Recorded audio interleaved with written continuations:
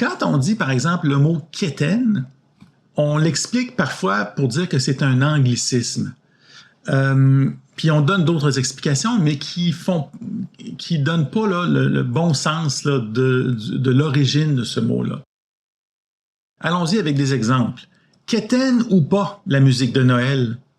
Ce type de voyage est quétaine.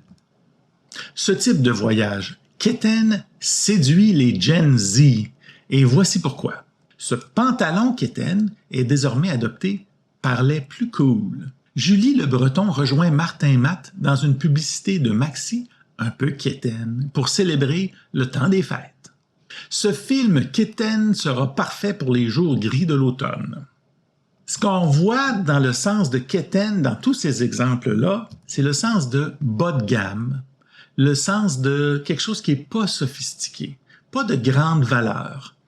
On n'ira pas dans un musée payer 50 $ pour voir des peintures quétaines. Alors, il y a 3 grandes hypothèses qui circulent pour expliquer le mot quétaine. Première, c'est l'étymologie populaire. Une explication souvent répétée veut que quétaine vienne du nom d'une famille qui s'appelait Keating, une famille qui serait irlandaise. Keating, c'est anglais en passant. Une famille irlandaise des cantons de l'Est, connue, selon la rumeur, pour s'habiller de manière laide. Cette famille aurait donné son nom à tous ceux qui s'habillent mal au Québec. Cependant, cette explication n'est pas crédible, au moins en termes linguistiques ou sociologiques. Un mot local ne devient pas national sans une exposition massive. Il n'y a pas vraiment de raison de penser que, tout d'un coup, une petite famille Keating dans les cantons de l'Est, que là, tout le monde va se reconnaître ou reconnaître quelque chose dont ils ont besoin de dire par rapport à cette petite famille que personne n'a vue, sauf là, les gens là, qui habitent le coin. Là. Oh mon Dieu, on avait besoin d'un mot pour parler des gens qui s'habillent mal. Pas sûr, moi. Alors, ce type d'explication-là, dans les dernières années, certainement, a beaucoup été là, décrié ou abandonné. Contrastons avec un autre exemple, le mot bikini. Bikini, c'est la plus grosse explosion nucléaire et c'était aussi la nouveauté, c'était un maillot de bain français. Alors, le designer français a donné le nom de bikini à son nouveau maillot de bain et ce maillot de bain-là, le bikini, est devenu un des vêtements les plus emblématiques des années 60.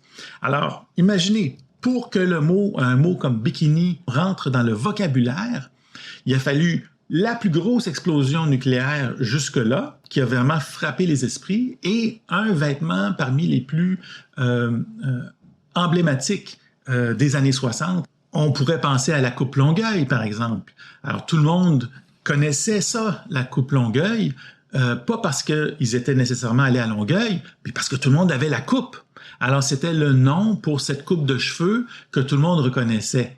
Est-ce que c'était vraiment en rapport avec Longueuil? Ben, pas plus Longueuil qu'ailleurs, mais c'était la coupe que tout le monde connaissait. Puis il y avait peut-être qu'il manquait un mot ou une expression pour la nommer. Alors, de là, l'acceptation ou l'utilisation, tout d'un coup, on pouvait rire en plus des gens. Ça fait toujours plaisir.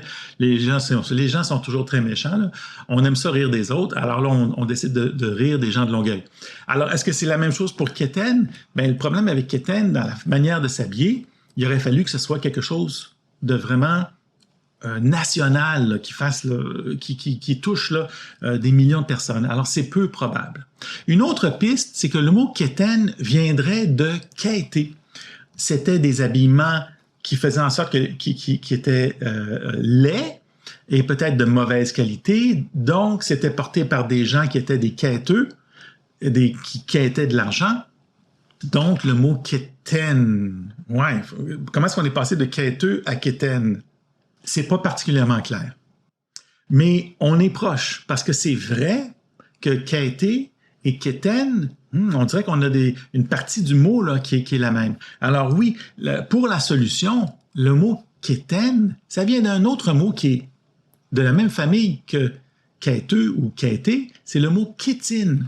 Alors, c'est quoi la kétine? La kétine, c'est un mot du vocabulaire de la pomiculture, de la culture de la pomme. Puis la première chose à savoir, c'est que la culture de la pomme au Québec, au 18e siècle, donc après la conquête, 1780 jusqu'à 1830, la culture de la pomme au Québec, c'est très, très important. On exporte partout au monde et partout à travers le monde. Et vers 1830, 1820, 1830, il va y avoir une maladie sur les racines de l'arbre qui vont faire que les pommiers vont mourir et on va être obligé même d'abattre les pommiers partout. Et là, ça va être catastrophique. Alors, il va y avoir une période où on va comme oublier qu'au Québec, on avait autant de culture de la pomme. Mais à l'origine, le mot kétine, c'est un mot qui nous vient de France, qui nous vient de Normandie, en fait, même l'ouest de la France. C'était un mot qui était utilisé pour parler des pommes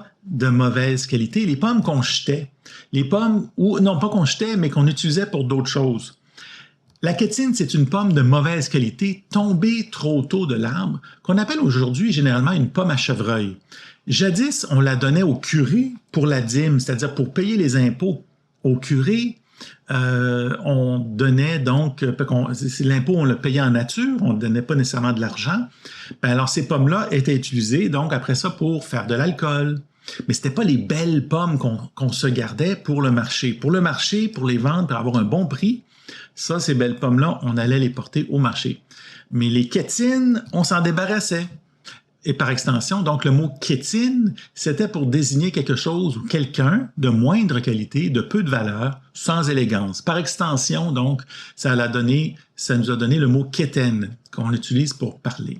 Alors, quand on parle de goût populaire considéré comme mauvais, quand on parle d'une esthétique jugée vulgaire, quand on parle d'un manque de raffinement culturel ou social, bref, quand on fait un peu de discrimination culturelle, ben c'est ça, kétine. Salut, je m'appelle Jean-François Joubert, je suis linguiste de formation et j'ai passé des années à m'informer sur les sacres ainsi que le vocabulaire du français québécois. Si jamais je me suis trompé dans les références ou dans les faits, je rendrai disponible une correction dans le commentaire épinglé juste en dessous.